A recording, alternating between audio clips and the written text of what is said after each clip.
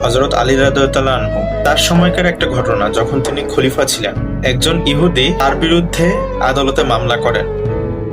এই মামলা যখন রানিং অবস্থায় ছিল, তখন জাজ সাহেব সাক্ষী করাচ্ছেন। এই সাক্ষী করাতে গিয়ে হযরত আলী রাদিয়াল্লাহু আনহুর পক্ষে তার কন্যা যখন সাক্ষী দিতে জাজের সম্মুখীন হন, তখন জজ সাহেব বলেন যে আমি আপনার মেয়ের সাক্ষী গ্রহণ করব না।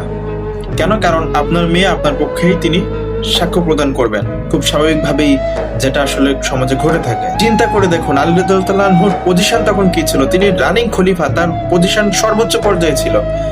অথচ তার সময়ে তারই আদালতে তাকে বলা হচ্ছে যে তার মেয়ের সাক্ষ্য গ্রহণ করা হবে না। এটাই হচ্ছে ইনসানিয়াতের নিজাম বা নিজামে ইনসানিয়াত। এটাকেই বলা হয় ইনসানিয়াত, যেখানে সব মানুষ এক, আইনের ঊর্ধ্বে কেউ নয়। একজন মুসলমানও যেমন সুবিচার পাবেন, একজন ইহুদি বা কাফের সেও একইভাবে সমান সুবিচার এবং সমানভাবে তার অধিকার তিনি ভোগ করতে পারবেন। একজন লিডারের কাজ এটা নয় যে তিনি মানুষকে দল মত নির্বিশেষে একজনকে আরেকজনের সাথে কেন কথা বললো, কেন সে আরেক দল করলো, কেন তার ভিন্ন মত, এইভাবে একজন আরেকজনের পক্ষে হিংসা প্রতিহিংসা করে একজনকে আরেকজনের বিপক্ষে করে রাখবে।